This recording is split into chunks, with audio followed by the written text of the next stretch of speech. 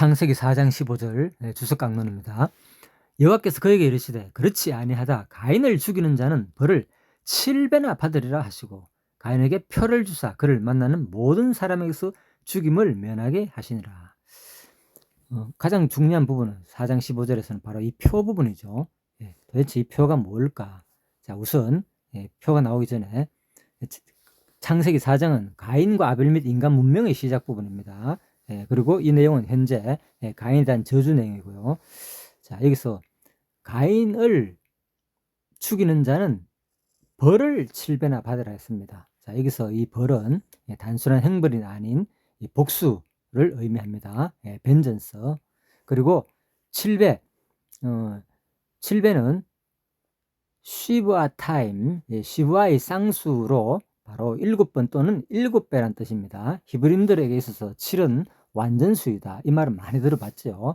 그래서 벌을 7배나 내리겠다는 것은 바로 완전하고도 철저하게 보응하겠다는 의미이겠죠. 그리고 바로 오늘의 핵심 내용, 바로 표.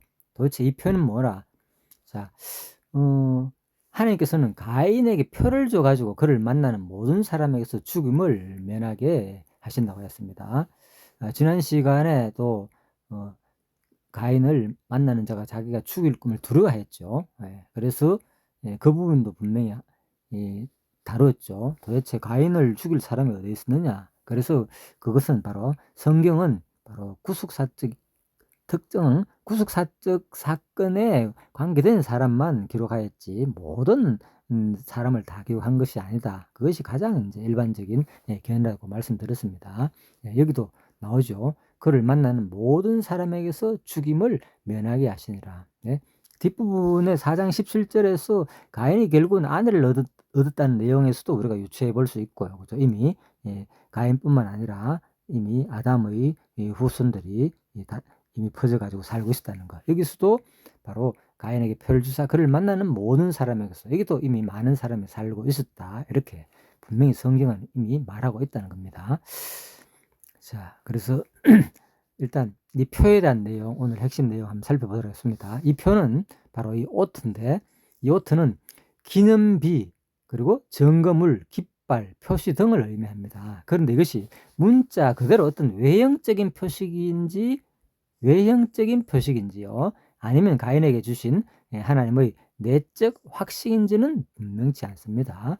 어쩌면 하나님께서는 아스의 일령표 위에 갔던 해 그림자를 10도나 물러나게 하심으로써 히스기야를 확신시켜 주셨던 것처럼 어떠한 표적을 행하사 가인에게 확신을 심어 주실는지도 모른다는 것입니다. 자, 성경은 있는 대로 우리가 받아들여야 됩니다. 그래서 이제 이런 생각을 우리가 일반적으로 할 수 있다 그 말입니다. 아마 외형적인 표시가 아니면 어떤 내적인 확신이겠다.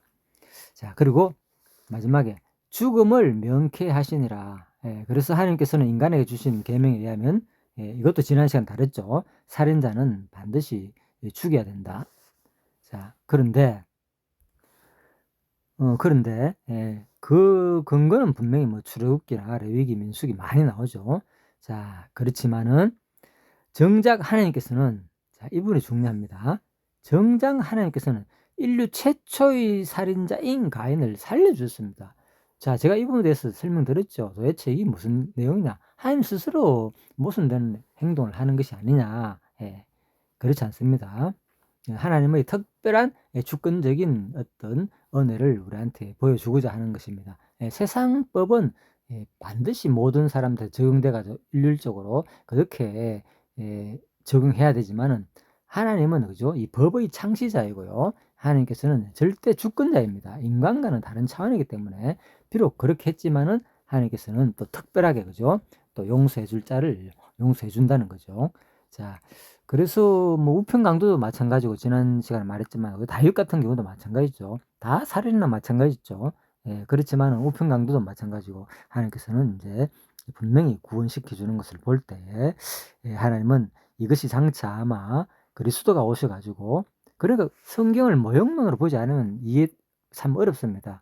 그래서 성경 해석의 방법 중에 하나인데 모형론이 자, 뭐 하늘나라 중심, 뭐 언약 성시사적 관점도 있고 그죠? 여러 가지 뭐 관점이 있지만 특히 그리스도 중심으로 해석하는 게 참 중요합니다. 그래서 이걸 주로 일반적으로 구속사라 많이 그러죠. 예, 그래서 예수 그리스도가 오셔 가지고 장차 이루실 것을 모형적으로 보여줬다. 이게 바로 이제 모형론이죠. 자, 그래서 그리스도가 오시면은 비록 구약 율법은 온전하지 않지만은 예수 그리스도가 완벽하게 해가지고 바로 우리 죄를 용서해 주실 것을 말하는 내용으로 이제 볼 수가 있다. 그 말입니다. 자, 아무튼 따라서 그 까닭에 대하여 생각해 보지 않을 수가 없는데 그중 가장 개연성 있는 것들은 다음과 같다. 아무튼 왜 가인을 이렇게 죽이지 않았을까? 그 얘기입니다. 죄악이 간능할 때까지 심판을 유보하신 것뿐이다. 예, 그래서 이 전제는 1번의 이 전제는 이미 가인을 이제 불특자로 보는 전제겠죠. 반드시 살인자는 죽여야 된다는 어떤 그런 관념으로 이제 보는 것이고, 이는 추수 때까지 알곡과 가라지가 한밭에서 자라도록 허용하시는 하나님의 심판 원리에 근거한 견해다라는 견해가 있습니다.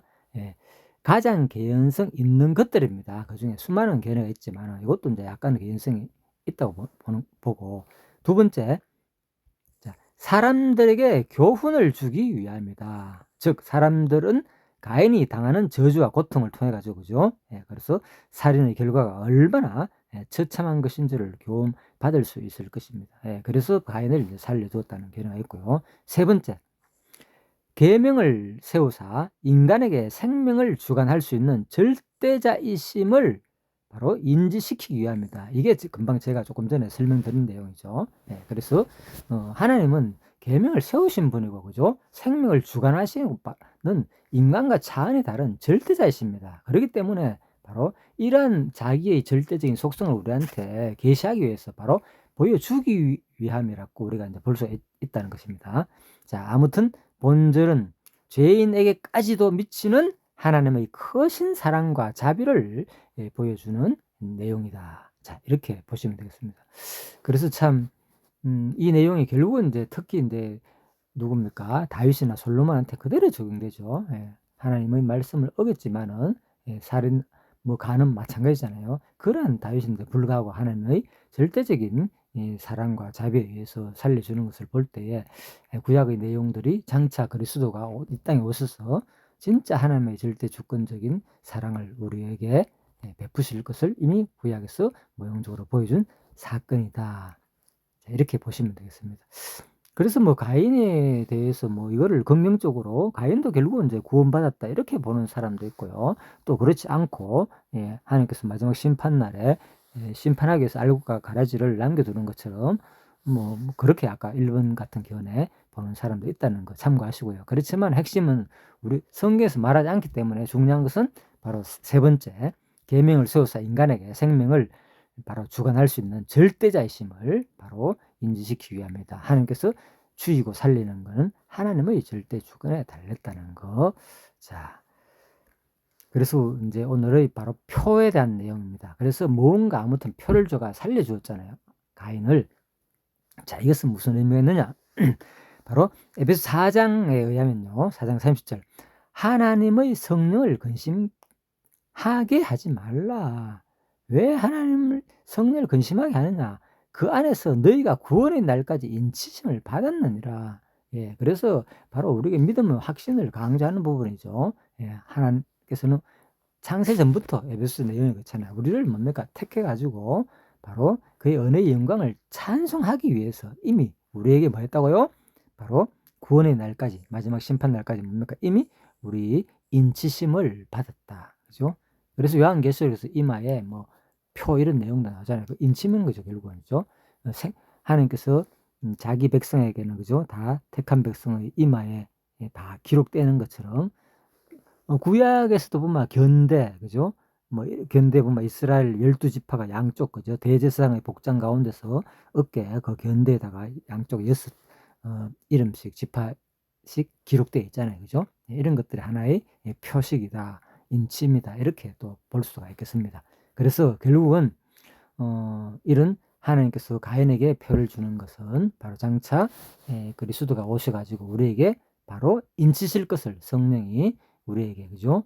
마음의 신비에 진짜 택한 백성으로 우리가 굳건하게 하나님께서 믿음을 주실 것을 바로 모형적으로 보여준 어떤 사건으로도 우리가 생각해 볼 수 있지 않겠느냐. 자, 그래서 오늘 핵심은 바로 이 표현 것은 바로 하나님을 계명을 세우는 인간에게 생명을 주관할 수 있는 절대자의심을 인식시키기 위함이라는 거죠. 그리고 아무튼 본절은 죄인에게까지도 미치는 하나님의 크신 사랑과 자비를 보여주는 내용이라 하겠습니다. 그래서 여러분과 제가 아무리 죄인이라도 다시 한 번 더 소망을 가지시고 하나님께 나아가는 그러한 여러분과 제가 되기를 간곡히 바라면서 오늘 창세기 4장 10자 5절 말씀입니다.